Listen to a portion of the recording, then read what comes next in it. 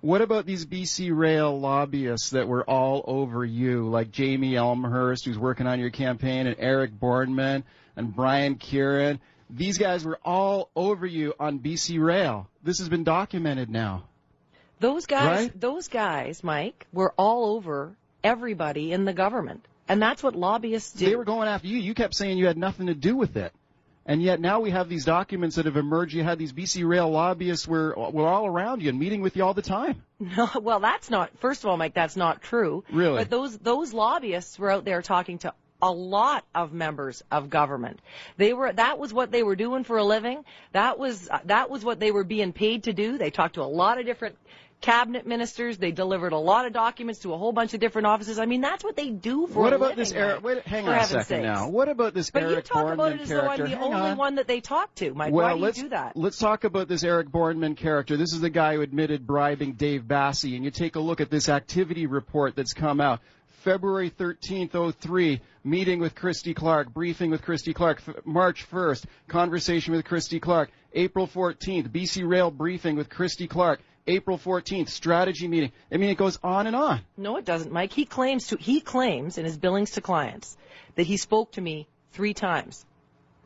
Are you telling me you didn't? I'm telling you, Mike. It doesn't go on and on. He claims that he spoke to me 3 times. What about Jamie Elmhurst? He lobbied you on BC Rail, too. So you say it goes on and on, but I'm not sure how you square that with the fact that he claims to have spoken to me 3 times. Does that mean it goes on and on? Why did you have these meetings with BC Rail lobbyists? If you had nothing to do with BC Rail, if you were in a conflict of interest because your husband at the time was mixed up in it, why did you have these meetings with BC Rail lobbyists in the first place? I didn't, Mike. I didn't vote on the final decision in cabinet, and I didn't vote on the final decision that wasn't the question. In the legislature. No, hold on a second. And that's when I recused myself.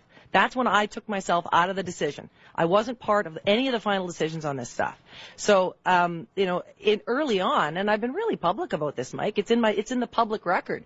I met, as did many, many other ministers of cabinet, with Pat Bro, who's the head of Omnitrax, when he first came to the province and started talking about investing. Before any of all this happened, he was out there meeting with lots of people. That happens typically in government. And you talk about this as though it suggests I did something wrong. Mike, remember, when you try and impugn my character and smear my reputation with these kinds of comments, you always forget to say. I'm not trying to impugn your character. The RCMP investigated this. I'm asking you what you talked about with these BC Rail lobbyists. That's all. The RCMP investigated this for well over a year. No one has suggested that I did anything wrong. But Christy, here's the thing. I mean, you're out in the newspaper. Are you suggesting that? Hang on a second. I'll let you finish.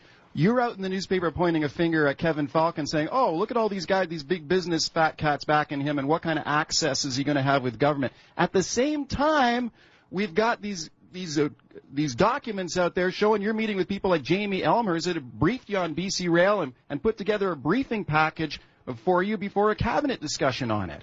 So doesn't that leave a legitimate concern in the minds of people, Chrissy, about what kind of government you would run? Well, I think, and what kind of access you would have for these fat cats? Hey, Mike, I think that if there was anything wrong that had come of any of that, the RCMP would have said something about it. Don't you think so? I mean, they spent over a year investigating it. They came forward with charges against 3 people. 2 of them were convicted. And now the information that you're relying on is coming from, is the same information that was presented to the court by the people who were convicted, for heaven's sakes.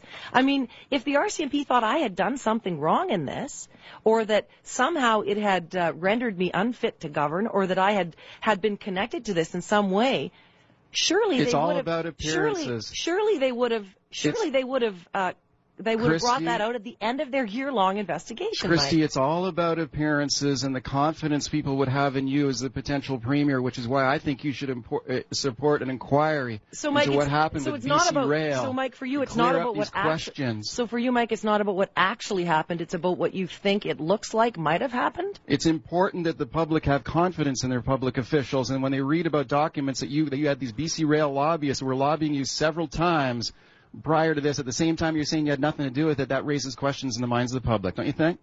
Mike, I think it's important that you talk about what actually happened. And I think it's important that people know that, you can throw around all kinds of crazy accusations if you want, based on stuff that you read on the internet. But the fact is, My record in public office is spotlessly clean. The RCMP investigated this for well over a year. There was never any suggestion that I was involved in it in any way whatsoever.